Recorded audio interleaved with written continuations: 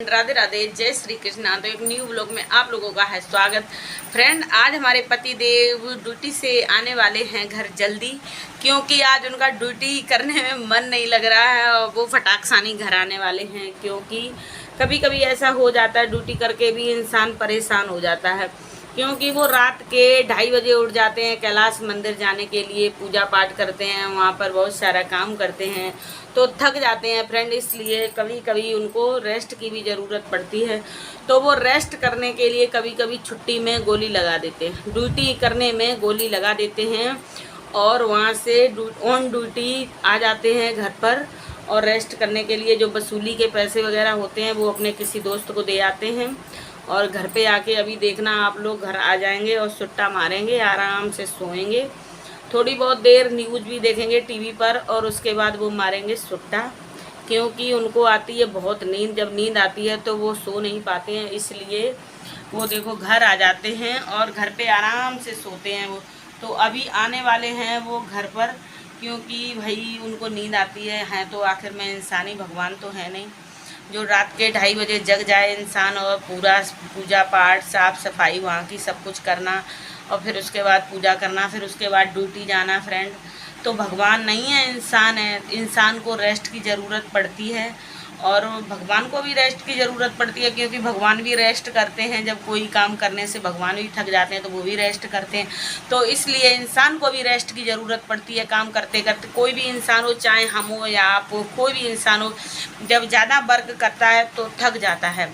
थकने के बाद इंसान को रेस्ट की ज़रूरत पड़ती है। तो भाई हमारे पति देव भी थक जाते हैं, ड्यूटी करते हैं, भगवान की पूजा करते हैं और रात के 2:30 बजे जाकर वहाँ भी बहुत सारा काम करते हैं और मंदिर की साफ़ सफाई सब कुछ करना, पूजा पाठ करना। तो भाई वो भी इंसान थक जाते हैं। तो उनको आज ड्यूटी से आ रहे हैं, वो आने वाले होंगे, अभी दिखा देते हैं हम आप लोगों को। जब वो आएंगे तब हम आपको दिखाएंगे, उनसे पूछेंगे क्यों आ गए ड्यूटी से, ठीक है। फ्रेंड, बच्चे खाना पीना टाइम से नहीं खा रहे हैं, क्योंकि कहते हैं अच्छा नहीं लग रहा है, मुझे पता नहीं मौसम का उतार चढ़ाव है, इसलिए बच्चे सही से खाना नहीं खा रहे। बच्चे हमारे पति देव भी खाना सही से नहीं खा रहे हैं और सुबह का खाना तो कभी कभी मिस कर देते हैं, वो खाते ही नहीं हैं। हम 5 बजे उठकर खाना बनाते हैं, मगर वो कहते हैं हमें तो बेड़ई कचौड़ी अच्छी लगती है तो हम बेड़ई कचौड़ी खाएंगे। तो मुझे बहुत गुस्सा आता है कि जब वो खाना नहीं खाते, कहते बेड़ई कचौड़ी खानी है मुझे, तो हम बेड़ई कचौड़ी खाएंगे आज, ठीक है। तो फ्रेंड, वो बेड़ई कचौड़ी खा लेते हैं, इसलिए मुझे बहुत गुस्सा आता है। और बच्चे तो कहते हैं कभी कभी कि हम नहीं खाएंगे, मुझे ना ये सब्ज़ी नहीं अच्छी लगती, वो सब्ज़ी नहीं अच्छी लगती। तो उनकी फरमाइश ही हम पूरी करते रहते हैं और सोचते हैं पता नहीं इनको क्या अच्छा लगता है क्या नहीं अच्छा लगता है। तो भाई वो अपनी अपनी डिमांड सुनाते रहते हैं। और भैया बच्चे गए हैं दोनों स्कूल और हमारे पति देव आने वाले हैं अभी ड्यूटी से, क्योंकि अभी वो ड्यूटी से आएंगे, फिर करेंगे रेस्ट, फिर हम आपको दिखाएंगे कि वो भाई आज किस वजह से ड्यूटी से आ गए हैं घर, ठीक है फ्रेंड। और देखिए, किसी चीज़ की, भोलेनाथ की कृपा से किसी चीज़ की कमी नहीं है, मगर खाने वाले खाते नहीं हैं, खाने वाले ज़्यादा उभराइए हैं उभराइए हैं फ्रेंड। बच्चे भी खाना नहीं खाते हैं सही से और उनके पापा भी, उनको भी ज़्यादातर वो पड़ी है चटोरपना करने की आदत हो गई है, तो चट्टू हो गए हैं सबके सब, चटोरा सब चाटते रहते हैं और ज़्यादातर। और देखो घर पे देखो सेब भी रखे हैं, इधर केला भी रखे हैं, मंदिर से प्रसाद आता है तो ऐसा रखा रहता है। और आज हमने बनाए थे कोफ्ते की सब्जी, तो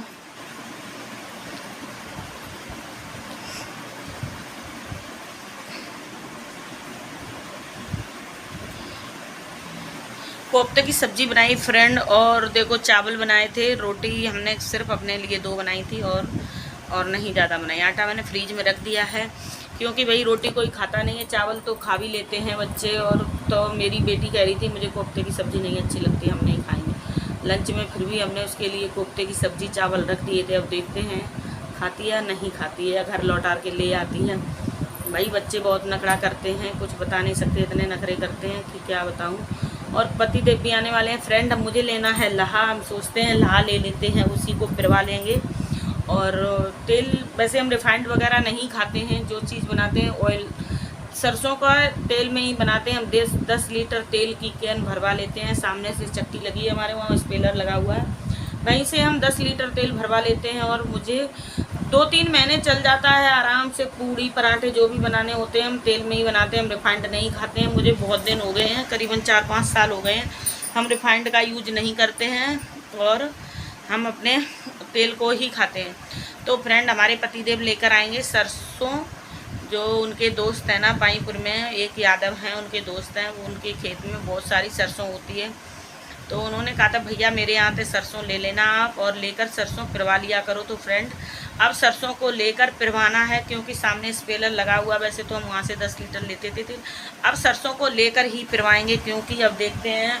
और मेरे हर्ष का है बर्थडे, तो भाई मुझे उसके लिए भी कपड़े वपड़े खरीदने जाना है। देखते आज जाते हैं कल जाते हैं, उनके पापा आएंगे तब पूछेंगे उनसे कब चलोगे कब नहीं चलोगे। और फ्रेंड, आप लोग बताइए, मेरे ही बाल झड़ रहे हैं, आप लोगों के भी बाल झड़ रहे हैं? बाल बहुत झड़ रहे हैं इस टाइम पर, और पता नहीं क्या हो गया है, बालों में बहुत बाल झड़ने लगे हैं। और भाई कोई नुस्खा किसी को पता हो तो प्लीज़ कमेंट बॉक्स में लिख दीजिएगा, तो शायद हम उसको यूज कर लें और मेरे बाल सही हो जाए। देखो बहुत झड़ गए हैं, बहुत इधर से यहाँ से बहुत झड़ गए हैं बाल। वैसे भी मेरे बाल बहुत ही नाजुक, एकदम सॉफ्ट, छोटे बच्चों की तरह होते हैं, एकदम इतने सॉफ्ट हैं कि हम कुछ बता नहीं सकते। तो भाई हमें अपने बालों का बहुत ख्याल है, इसलिए हमने आप लोगों से पूछा है, भाई किसी को कुछ नुस्खा मालूम हो तो बता दीजिएगा, तो हम उसको यूज कर लेंगे। जो भी आपको इस बालों के प्रति रेमेडी कुछ भी पता हो तो प्लीज़ मुझे कमेंट बॉक्स में लिख के बताइएगा ज़रूर। और आप लोग ये बताइएगा कि मेरी वीडियो कहाँ कहाँ तक पहुँच जाती है और कहाँ कहाँ से आप लोग मेरी वीडियो को देखते हैं, तो प्लीज़ मेरे कमेंट बॉक्स में ज़रूर लिखना, ठीक है फ्रेंड। और अब दिखाते हैं, पतिदेव आएंगे तो उनका रिएक्शन दिखाते हैं, वो क्या कहते हैं ड्यूटी से, भाई क्यों छुट्टी मार ली।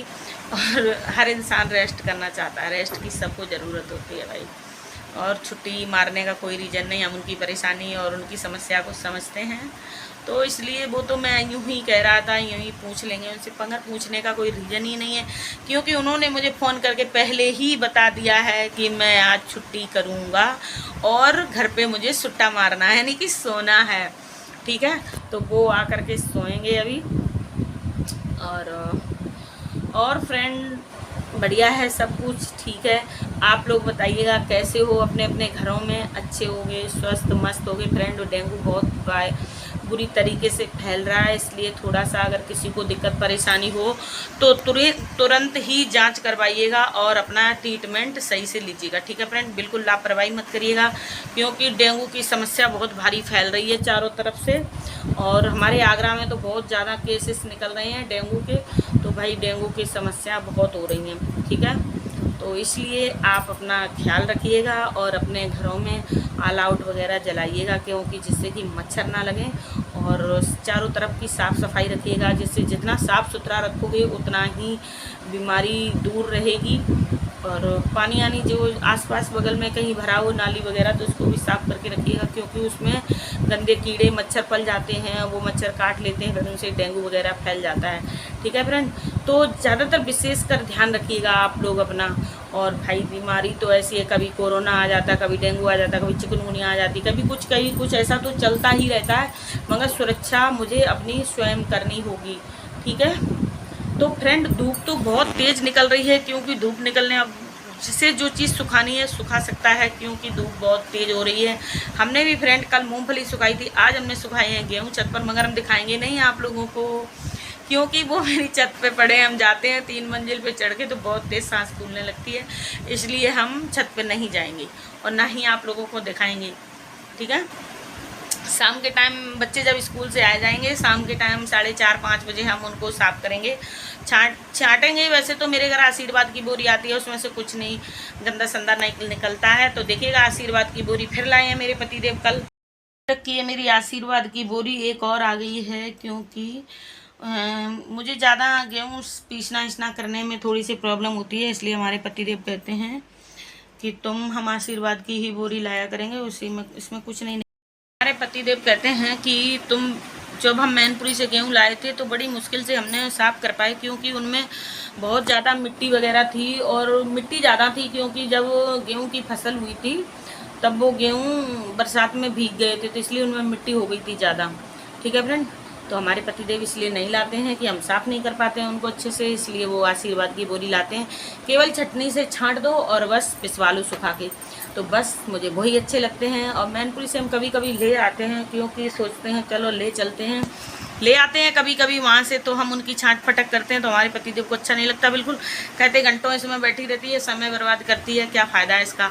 वो तो हमारे पापा जी कह रहे थे, हमारे ससुर जी कह रहे थे 2 बोरी ले जाओ, मगर मेरे पतिदेव 1 ही लाए थे। हमने कहा था 2 ले लो, आराम से काफ़ी दिन चलेंगे। मेरे पापा तो हमेशा कहते रहते हैं जितना चाहे उतना गेहूँ तुम ले जाओ यहाँ से, मगर मेरे पतिदेव नहीं लाते हैं। हमारे ससुर जी बहुत अच्छे इंसान हैं, बहुत ही बढ़िया, वो एकदम देवता समान है, बहुत अच्छे। देखो जो आइए, काय के लिए आइए,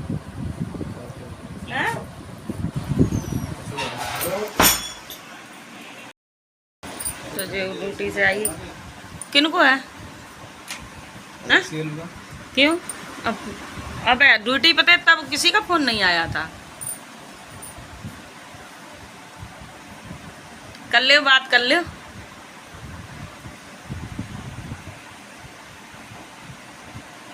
पतिदेव जैसे ही घर पर आए वैसे ही अधिकारी का फ़ोन आ गया। देख लीजिए, अधिकारियों को भी जरा सी भनक लग जाती है एकदम कि कौन सा कर्मचारी कहाँ जा रहा है, क्या कर रहा है, क्या नहीं कर रहा है, पता नहीं चलता एकदम। जैसे ही घर आए तैसे ही एक्सीएन साहब का फ़ोन आ गया, कहाँ हो कहाँ नहीं। अब वो उस कमरे में बात कर रहे हैं, अब बताएंगे, देखते हैं क्या होता है, क्या बताते हैं। चलिए, देर नहीं, इतने फ़ोन है एक्सीएन का सपना हो गया था। एक्सीएन साहब का एक्सीएन साहब का सपना होता है कि तुम घरे आइए तुरंत एकदम